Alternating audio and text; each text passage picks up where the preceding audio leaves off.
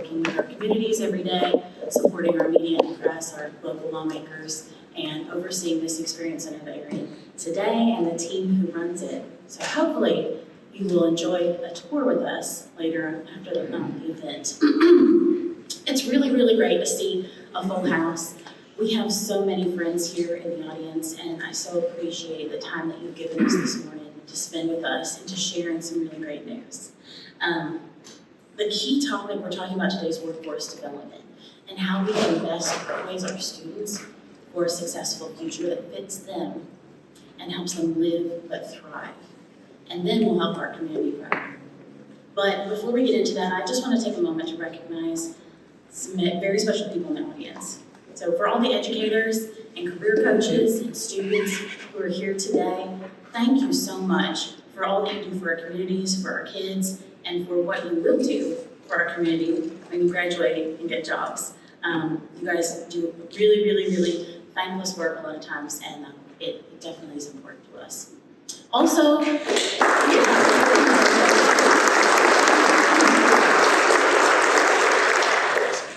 I have not seen this record number of lawmakers in one room for a really, really long time. So I think that is noteworthy and worth a round of applause in itself.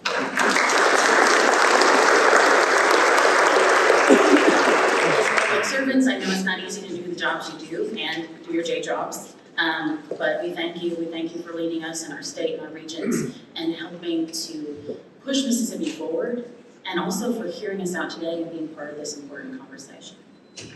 And I just want to point out, we have our local mayor, Madam Mayor Rita Gentry of Blue Springs, and of course, one of the leaders of our state, Lieutenant Governor Gilbert Husband. Thank you so much for being with us today and giving your time.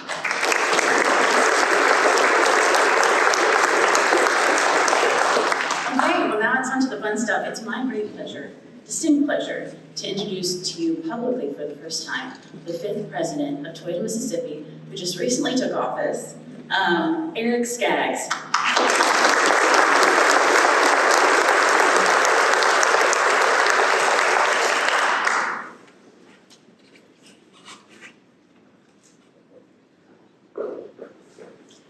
Thank you, Tiffany.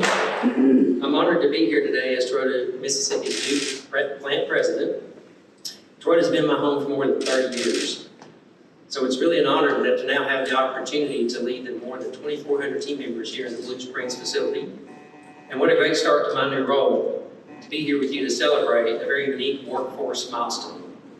We've invited you here today to share some great news about a new program we're launching that will allow us to home grow talent right here in their region while enhancing hands-on learning and direct career replacement. We call it Toyota's 4T Academy. The concept is aimed at preparing students for careers while they're still in high school by offering a tailored curriculum that earns graduation credit and directly ladders up to jobs at Toyota and the advanced manufacturing sector. But we're not stopping there. By offering seniors enrolled in the academy a competitive wage while they work on the production floor alongside Toyota experts and become certified to build Toyota vehicles. Not only will the 4T Academy reshape how employers and educators present career education and awareness to students, it will also change the landscape of our community by bringing all sectors closer together for a larger common purpose, the students. Programs like 4T take time, vision, collaboration, hard work, and financial support. But we knew we'd find all of those qualities and more with our friends at the new Albany School District, an organization that is known across the region and state for its innovation, collaboration, and student-first mindset. So today, I'm proud to announce Toyota, Mississippi's commitment to invest $1.9 million over the next 3 years to create and launch this very new, innovative workforce development partnership with New Albany School District, the 4T Academy.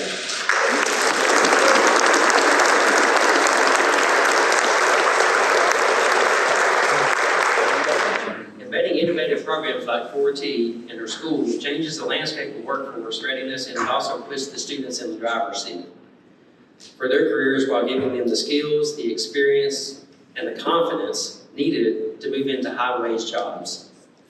I'm also happy to share that in addition to Toyota's investment in this program, the 4T Academy at the New Albany School District was recently named recipients of Appalachian Regional Commission's ARISE grant, awarded for programs designed to mentor, train, and prepare high school students in Mississippi for careers in manufacturing and healthcare. The school district will receive more than $920,000 over 3 years from ARISE, which will serve as a match to Toyota's 3-year commitment of $1.9 million to implement and execute this program. This program is a game changer for our future workforce. The 4T Academy enables us to create opportunities for all students to be successful whether they choose to go to college or enter directly into the workforce. We are incredibly grateful for the partnerships we have with New Albany Schools and many other key partners here today, and we hope to expand and continue our partnerships as we continue to look for ways to impact our students' futures and prepare them for success. Now, it is my pleasure to introduce today's keynote speaker, a man who has passion and expertise in developing programs and enacting policy to grow a skilled workforce while preparing students for a life after graduation, whether they're going to college or career-bound. This lawmaker is someone we're proud to have in leadership for our state, and here with us today, ladies and gentlemen, 33rd Lieutenant Governor of Mississippi, the Honorable Delmer Hogan.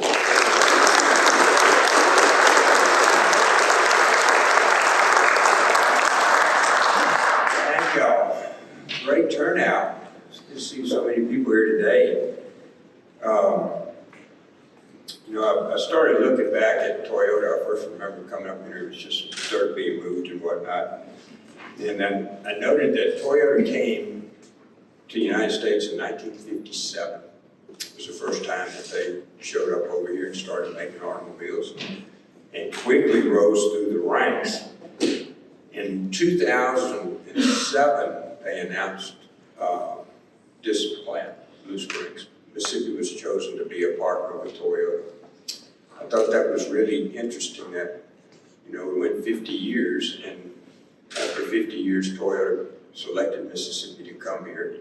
We are so glad that you did. And then in about 2015, Eric and his predecessors, and all these people that work right out here, had made over 500,000 Corollas in this factory right now. So it's just a phenomenal thing to see it go from really over the last 60 or 70 years to starting here 10 or 15 years ago, and now the product that they've got here.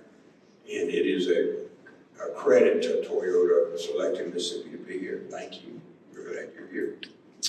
I was kidding you a little bit. It's like Hotel California. You can come, but you can never leave. So we're excited, and they're not leaving. And I was serious when we were talking earlier, Eric. I don't remember the companies ever leaving Mississippi once they got here. We have a culture, a welcoming culture for you, your family, your job, your manufacturing plant, and the other things. It's pretty unique to Mississippi. I mean, it's just part of the way we are. I think you're part of our neighborhood, and we're really excited to have you here. I did look back on 4T. Some of you may not know where 4T came from. I thought that was kind of a catchy name. So the original 4T was put together by Toyota at another location, and it stood for the 3 names of the schools, which were the Tigers, the Trojans, the Titans, and Toyota. So they came up with 4 T's. And so that's where the 4T came from. The process started in West Virginia, and they've done some in other places that just stayed with the name 4T. Now, Eric, New Albany is known as the Bulldogs. Yeah. So I was thinking more like 2T, like Bulldog, BT, something like that. It's a lot to change those kind of things, change an acronym and whatnot. But it all stands for commitment. It stands for commitment by Toyota to the people that work here and the people that will work here. So I went all the way back, and I looked at the application. The application's online to be a participant in some of these others. And I didn't send in the application because I've got another job application next week. So if that falls through, you may be here. So we'll see how it is, you know, in about a week. But I thought on the application, it was so revealing of Toyota and what the concepts are and work ethics were. And there were three things that they asked them to do, but the two that stuck out to me was that students must commit to good attendance. They must show up for work on time and prepared to work. Now, that is a complaint sometimes we hear in other workforces. Kids need to show up on time, prepared to work. It's a commitment to work. And the second is they must treat all the other employees with dignity and respect. We work here and we respect the other employees here and we treat them with dignity. What a recipe for success. That's why you're seeing millions of cars up here and this company be the #1 car manufacturer in the world, actually. But they have some core beliefs that are very similar. Listen, these core beliefs. And they brought those with you. If you're going to send in an application to participate in this arrangement, you have to agree that you're going to complete the course, that you're going to show up on time and do the work, and you have to respect people with dignity. I thought that was a pretty good recipe for having a great workforce. So we were really proud of that. As you heard in a little bit earlier meeting, we in the state here with Senator McMahon was here, Senator Parker was here, Lance is here, Senator Suber is here. I saw him, McMahon, Suber. Who else was in our meeting today? There was a senator. Where is he? Nicole, boy, you forget Nicole. She's here as well. A lot of our senators and members of the House are here, I see. And they reflect the work that has been done in the legislature to complement the work that Toyota is doing. And what we did, we did away with the SWIB board, had 41 people on it. We did Accelerate, and Accelerate now meets with the community colleges like J. Allen's and meets with the community colleges, and then they meet with the employers, and they meld together what needs to be done. Accelerate is doing a great job. They're all over Mississippi.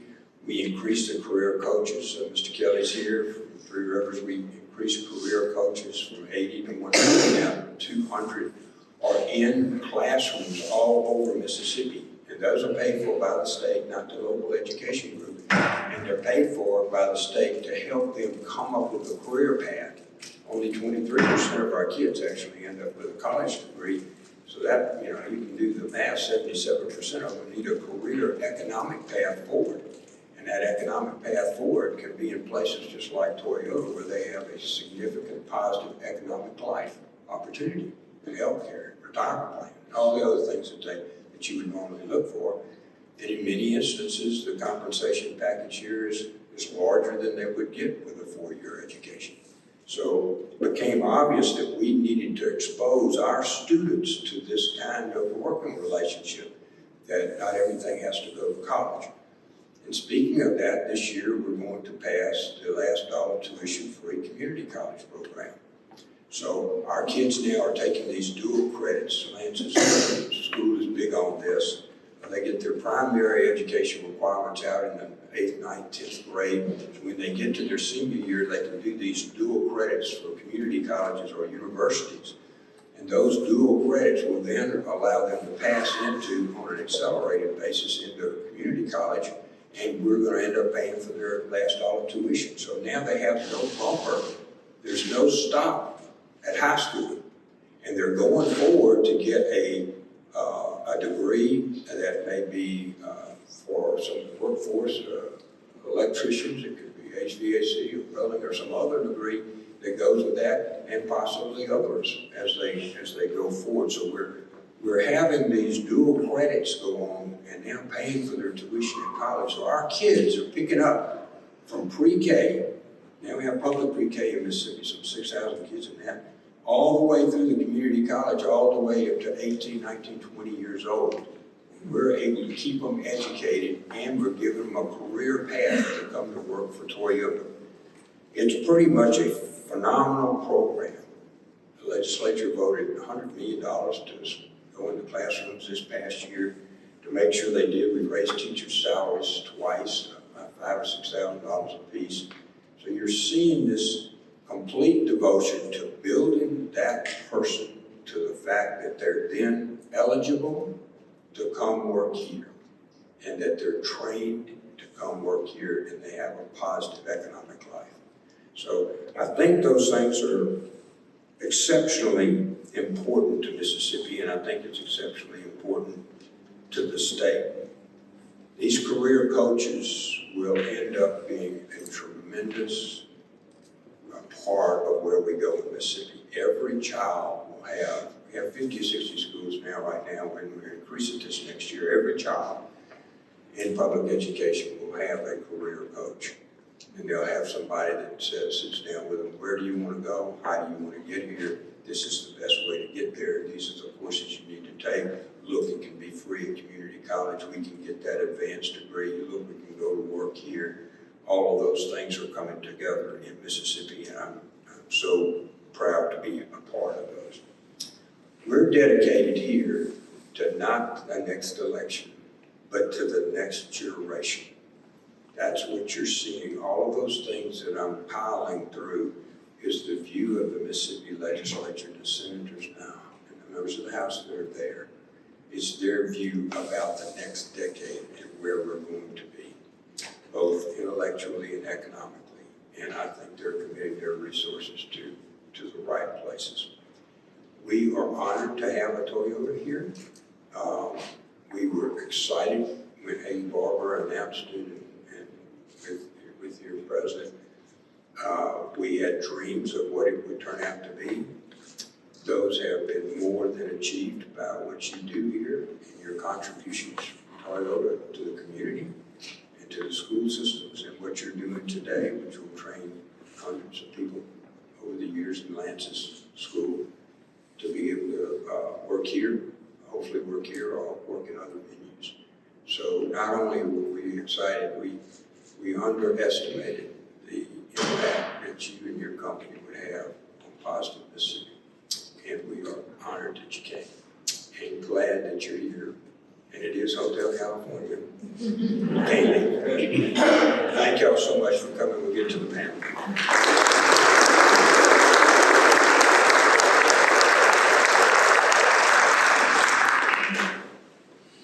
Thank you, Lieutenant Governor. We so appreciate you being here as a leader in the state and taking an interest and holding a passion in this particular topic. All right, well, while I talk, I'll ask the panelists to join us on stage, and make sure you check out all of the fancy socks these fellas are wearing, because you will not be disappointed.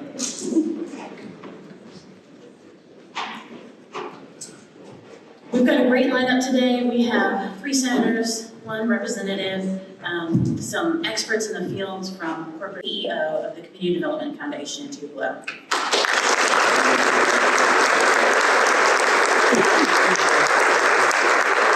Well, thank you, Tiffany, and I appreciate the words of Lieutenant Governor Hostman. He has been here throughout the process and has been tremendously supportive every time we've gone and saw him. We're going to have a great discussion today. We've got an incredible panel. You see all the brain power up here. The knowledge and expertise is unmatched. But before I introduce them, I want to give you a chance to participate too. In addition to their answers, you're going to have a chance to ask a question. So if you look on the back of your program, down the bottom in red, there's a number that you can text, and we've got a curator over here that's going to curate your questions, and at the end we'll introduce some of your questions that you have asked before the panel. So let me introduce our panelists today, and if you would just wave to the audience. Of course, we've got Eric Skaggs, our new president of Toyota, Mississippi. Eric. Senator Nicole Boyd, State of Mississippi, District 9, Senator. Thank you for being here. Senator Bob Ryan, State of Mississippi, District 7, Senator. Dr. Lance Evans, Superintendent of the Albany School District, who's kind of the belle of the ball today, right? Good job. Gary McGinnis, Deputy Director of External Affairs, Accelerate Mississippi. Senator David Parker, my friend from DeSoto County, Mississippi District 2. Pete Smith, education lobbyist, public relations specialist, capital resources. And then, of course, Ricky Thompson, locally here in Mississippi District, House District 16. So for us to kind of start this, we're going to do a toss-up, and then I've got several specific questions. But the toss-up is really, as we pursue STEM among the education system, where are some of the places that you've seen STEM really be emphasized in K through 12 education as being successful, and how can we achieve that potentially here in this Northeast Mississippi corridor at Toyota with 4T? Anybody want to take a shot at that question? Where else have you seen STEM be successful? Sure, I'll go ahead and get started. We actually began in our school district and in our part of the state, really started in the high schools, but quickly realized that we needed to transition that down to our middle schools and even to our elementary schools. We did that by start out with our career labs at our high school and our internship program. The STEM piece, we realized when we put it into our middle school, and we have something called the Imagine Lab there, then moved it down to something called the Discovery Bus in our elementary school. That bus is probably a $10,000 bus, but $250,000 worth of equipment on it. But definitely not a value for what the bus is, but the value for the kids is outstanding. So that exposure has made it's amazing what has happened. It has not just changed education, it's changed the quality of education that students get. It's helped them understand that, it's not just the teaching and learning part. The workforce piece, it quickly blended into the workforce piece. The workforce piece and the education piece, think of it as the traditional education pathway and then the workforce pathway and how they're merged together. And that the STEM piece has been the bridge, if you will, between those two. Yeah, I think initially everybody, when they heard the word STEM probably 20, 25 years ago, they thought we were going to have a lot more scientists and doctors, right? But it really has truncated all the way down to manufacturing and even into retail. Today, retail with SKUs and inventory control, et cetera. Senator Park, I see you nodding. I know you do a lot of work up there with inventory control and warehousing in DeSoto County. You see STEM all the way down throughout the system? We do. DeSoto County is, a huge distribution area, and I know just over the years we've seen just advancements come up. I know many years ago with Lieutenant Governor Hoseman, we did a couple of tours to McKesson, and at that period, probably 10 years ago, we were just excited about just seeing the robotic delivery and movement of materials across the warehouse. They turned the lights out and let us watch the robots move around, pick things up, change batteries out. And what we realized at that point is that, it's great to have those machines, but you have to have the people who operate the program and make those machines be able, to reach the parts, find the parts, and then kind of, get those products out to the end point. So we've been fortunate with McKesson, for example. They deliver a very large number of the pharmaceuticals across the United States of America, and do that seamlessly, through some of these students and people we've been able to put in those positions. You and I have had a couple of conversations before about how we change the mentality of really parents and students about manufacturing and careers in technical fields that are not necessarily four-year degree fields. Have you got any insights on how we continue that process of re-education? I will say that, as parents and as just Mississippians, we need to start early on just kind of encouraging our kids and, the other people in our communities, that, they need to reach out, they need to find other role models and other people to kind of connect with, where they can learn some passions beyond what they're exposed to each day. I shared earlier an example of a young lady who was about to drop out of school, and because a career coach came alongside her, she was able to get a part-time job, stay in high school, and is probably going to take on a career in the STEM type of realm that she would have never considered, had someone not come alongside her and just encourage her that, the road was not to drop out of school, it was to continue the education and the career development over time. Yeah, Senator Gordy, you got any thoughts on that, how we make that change, that mental change? I think that's something that I consistently see. It's something that we're seeing. But I do think, I hope that people open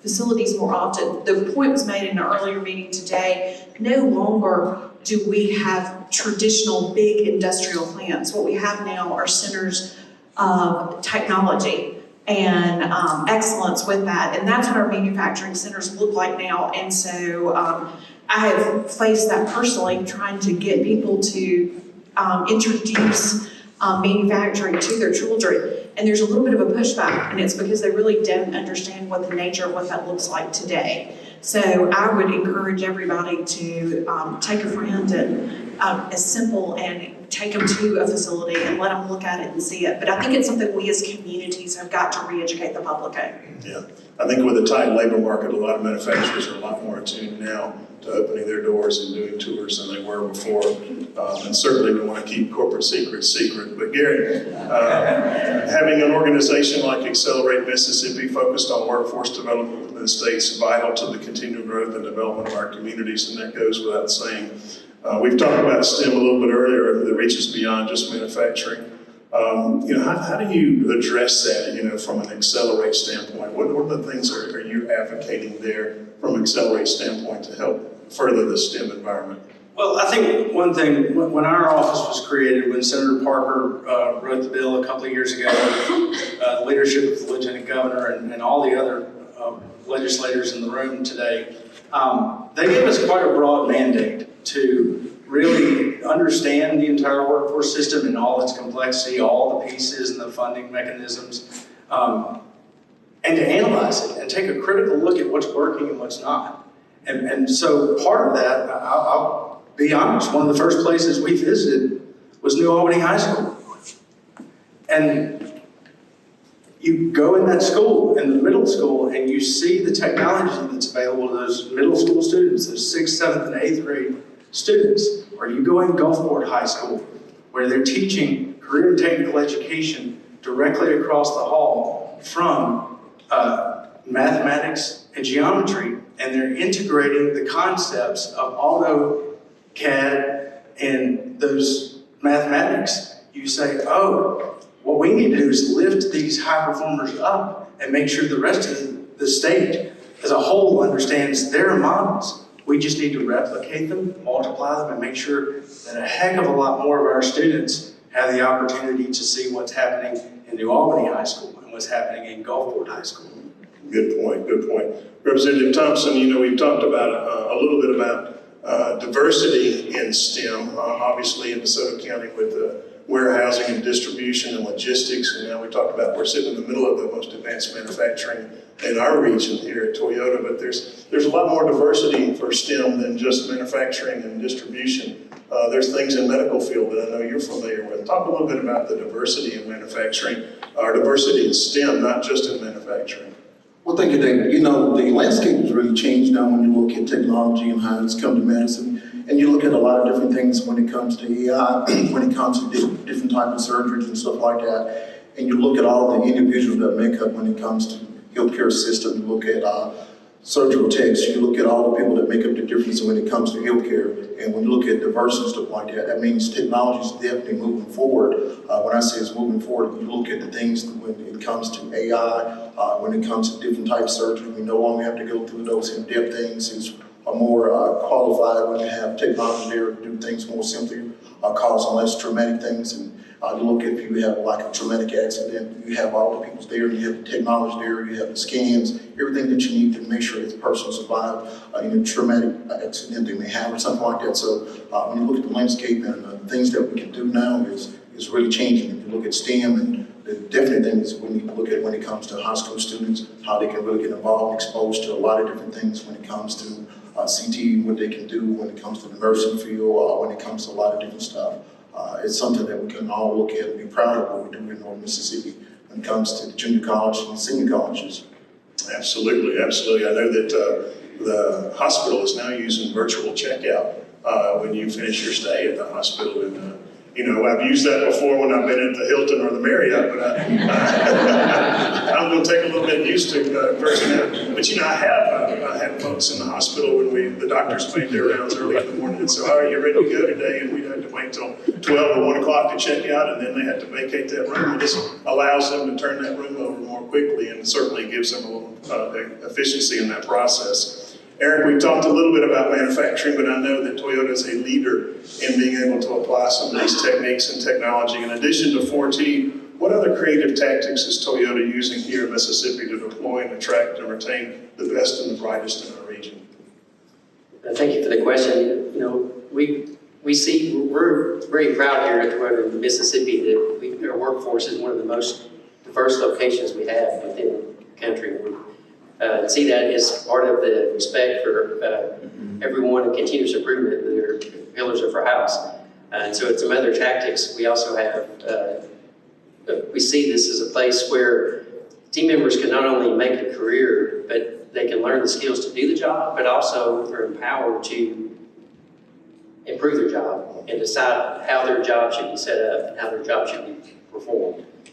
So they can have that empowerment. They also have not only the pay, of course, is a factor in all jobs, but the benefits as well. So we see the future workforce as one that values career development and growth, and also belonging. So I think the ability to be part of that larger team and have a say in how your process or your job is going to be carried out, and being empowered to actually make those changes is a key activity we have. And to support work-life balance, also look at other things such as on-site daycare. So we are proud and very excited that we've actually, you can see outside here that we've actually started site preparation for their new state-of-the-art daycare. And it won't just be daycare, it will actually be also early childhood education. So even at those very, very early ages, the kids and leaders of tomorrow will be receiving that education. Senator Moore, I see you smiling pretty wide. I know that's been a passion of yours as far as being supportive of childcare and have that available for working parents. And the learning environment is key, not just child care, but really a learning environment. Tell me a little bit more about some of your thoughts on that. Well, I've been so excited about them doing this, as they've kind of let me know for a little while. And I want to congratulate Toyota too. Not only are they doing this, but they're also providing their expertise with other industries across the state that come to them. And we appreciate your leadership in this completely. But their workforce here, they have the largest female workforce of any other plant in the country. And that's not unique to them.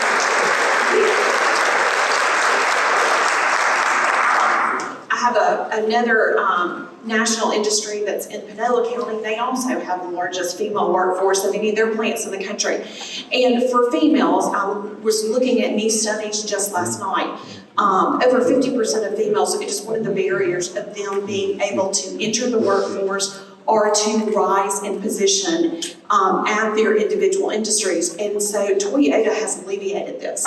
I see a huge growing workforce for you, even more so than you already have, because you're taking care of not just putting in childcare, but you're doing a child development center.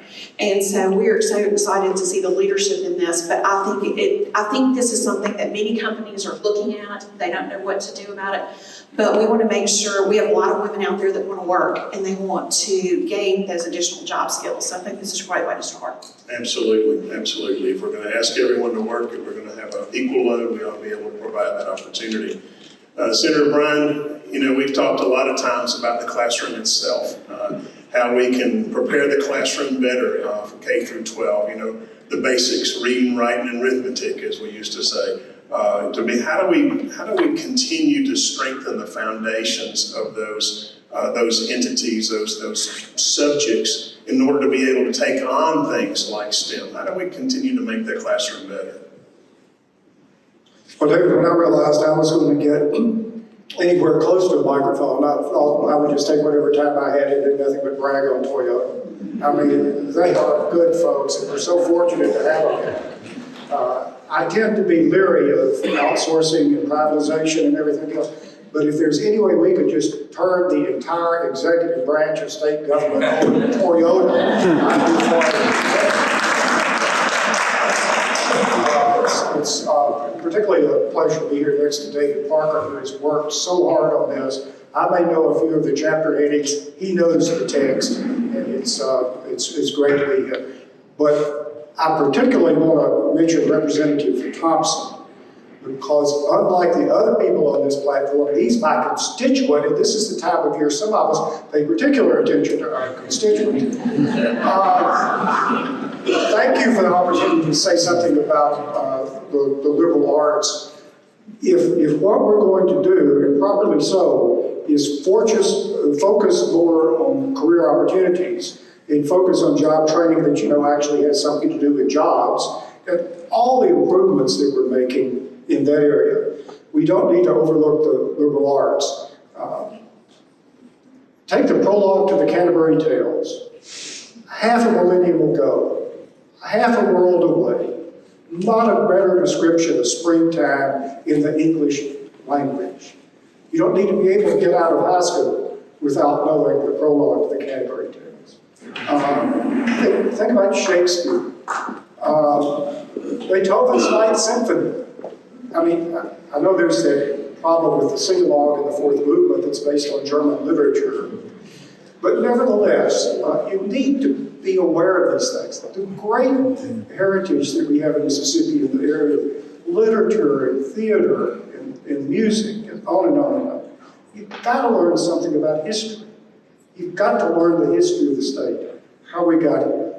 And so the public schools, once again, are simply being asked to do more. In addition to properly, and we really made great strides, and we continue to make strides in focusing on what students are going to do with their lives, a plan for the future. At the same time, it's more and more critical to learn the liberal arts while you're in high school, because that's going to be your last chance. So it's just the education people in Mississippi have done so much, so long, with so little, they can handle this one too. Very good, very well spoken. Pete, this is called public education, right? So we do have to maintain a balance between those things that Senator talked about and our future career opportunities. How do you see that playing out? I mean, how do we maintain that balance, and how do we go forward from here? Thanks, David. To answer your earlier question regarding STEM in our state, to give some more kudos to the legislature, just a couple of years ago, they passed a bill that requires computer science to be taught in all grades, starting this coming up year. So that will further enhance the knowledge and the awareness of computer science going forward. But, we talk a lot about education, and Mississippi for a long time has gotten its fair share of doubters and negativity when it comes to education. But I think everybody can attest to, just over the last 10 years, the growth in academics, on the academic side, that the K-12 education sector has made. And I tell you, the cornerstone of that is truly a collaboration. We've heard a lot about collaboration and partnerships. In 2013, it was a true collaboration of the legislator and the legislature leadership with the Department of Education, sitting down, looking at some policies as it relates to literacy. And from that, you got a great bill in the Literacy-Based Promotion Act, which sort of sets the foundation for where we are now. Also, another piece of legislation that was passed in 2013 was also the Early Learning Collaborative Acts. The Lieutenant Governor mentioned about now that the state is finally investing in pre-K. And so that's also going to put us where we need to be further.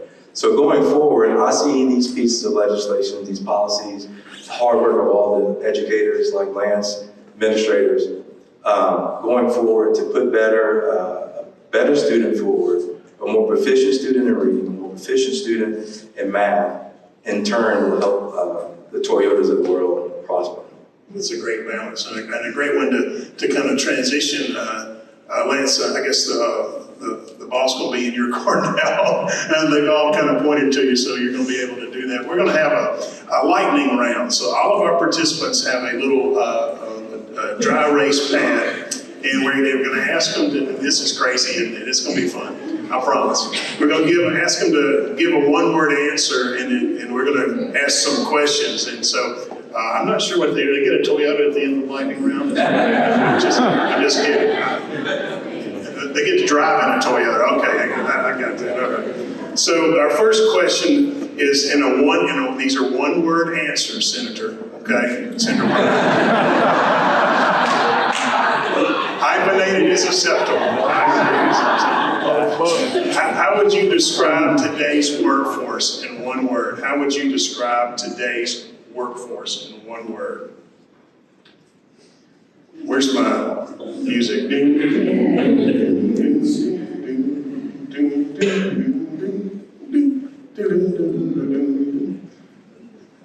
And we're about finished. All right, well, let's go from Senator Thompson, or excuse me, they promoted you, Representative Thompson. All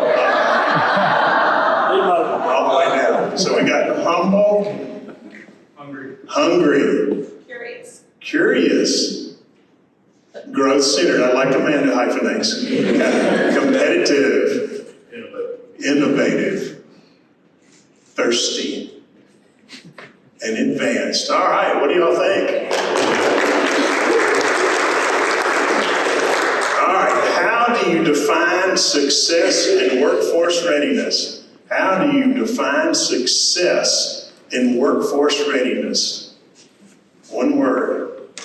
Tiffany, did you put these questions together? I see Lieutenant Governor Hoseman is trying to get his one word. That's a tough one, isn't it? How do you find success in workforce readiness? Senator Bryan, we'll start with you. Have you got a word yet?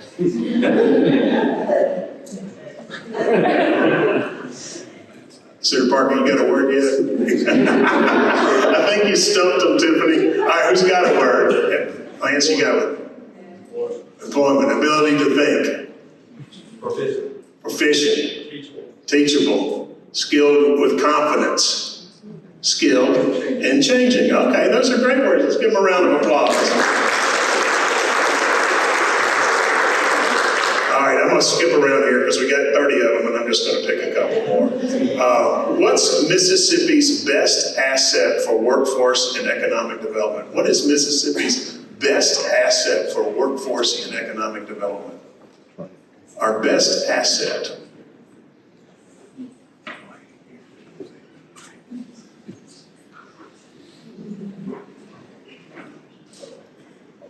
All right, Pete, we're going to start in the middle with you this time. People, Lance. I think people of community college partnership. Okay.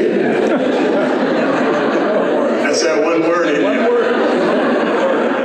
Did you not be able to follow the teacher's instructions? All right.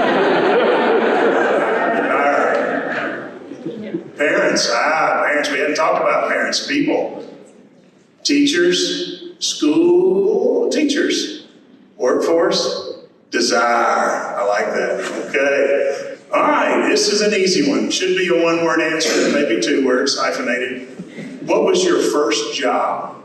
What was your first job? The first job you got paid for, not what your mother gave you, but the first job you got paid for. Eric, I want to see your answer on this and what you put down. Lawn mowing, I got it. I did that. Retail, okay. Cook, I didn't know that about you. I was home picker up. You got paid for that, right? Yeah, but I was a fryer at Nancy. Fryer at Nancy. I was lawn care, more so I was gathering the weed. Hey, we did it, okay. Same line, golf course. Golf course maintenance. Disc jockey, all right.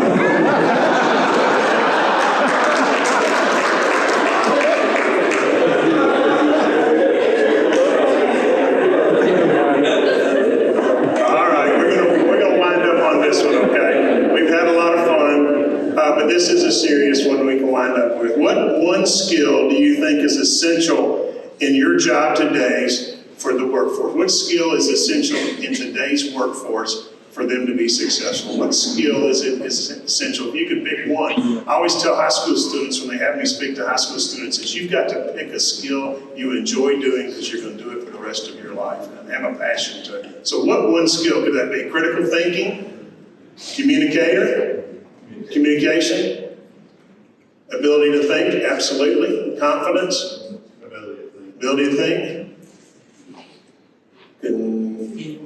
Continual learner, thank you. I have a problem with spelling. Curiosity. I'll let you erase real quick, okay? But you know, folks, let's give our panel a round of applause.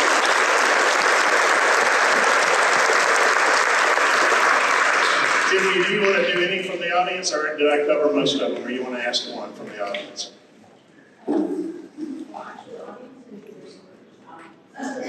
Audience was too engrossed in their answers. Okay.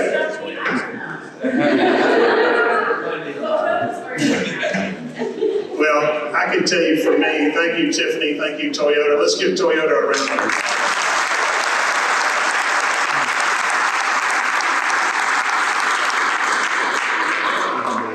On the audience today, I see so many people that were involved in 2006, 2007, all the way to 2023 to make this Toyota production facility possible. We're continually committed. We want Toyota to know that, Eric. We are continually committed to your success here at this site, and we do know that there's a site right next to you that we would love to put another plant. So I'll make that pitch right now, Lieutenant Governor Hosmer. We got Kim Minke in the room. We need to make sure that we support what they're going to do, not today and not tomorrow, but way into the future. So thank you again, Tiffany, for the opportunity. Thank you, panelists, for being a subject to my rhetoric here, and I appreciate y'all. Thank you very much.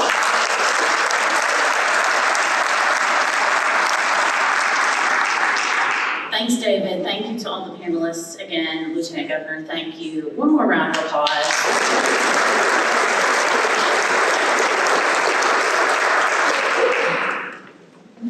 I could not be more excited to be here today, specifically because the story behind how we got here. So about a year ago, the lovely wife of Senator Joe Manchin, Mrs. Gail Manchin, came to visit us, and we had already been cooking some things.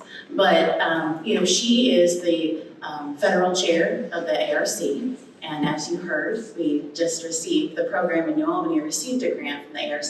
I'd also like to recognize Andrea Rose in the audience today from the regional office, thank you. And I believe Sally Martin is here with the Educational Alliance from West Virginia. Thank you for being with us too.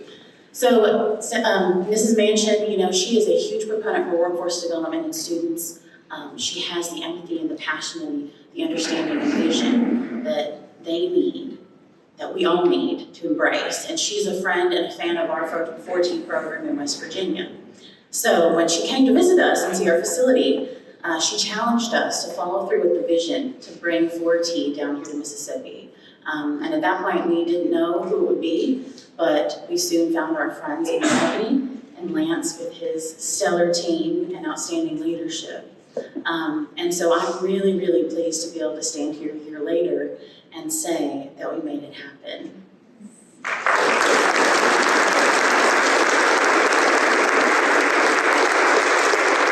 Work is not done yet though, right? Like it's just started. We have a group of really hard workers, and Toyota breeds hard workers here.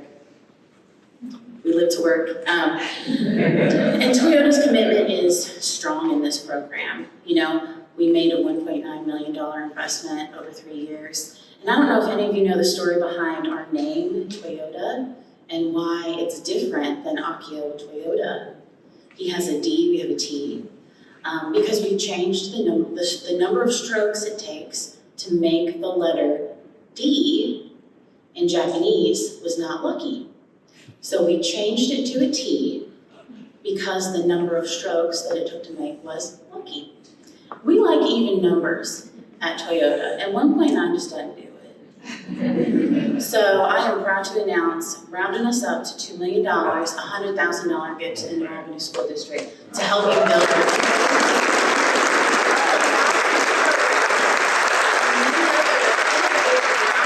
programs, just like 4 4T, where students can have a menu of options for careers to set them on the right path with people who look like them and who talk like them and who have come from the same place as them to keep them here in our hometown and our state. Thank you so much for being with us today. Panelists, please join me off to the right for media interviews, media reps. Please go around the gallery. And I hope that you will join my team, who is the best in the nation at providing plant tours. Andrea and Jennifer will host you in the back.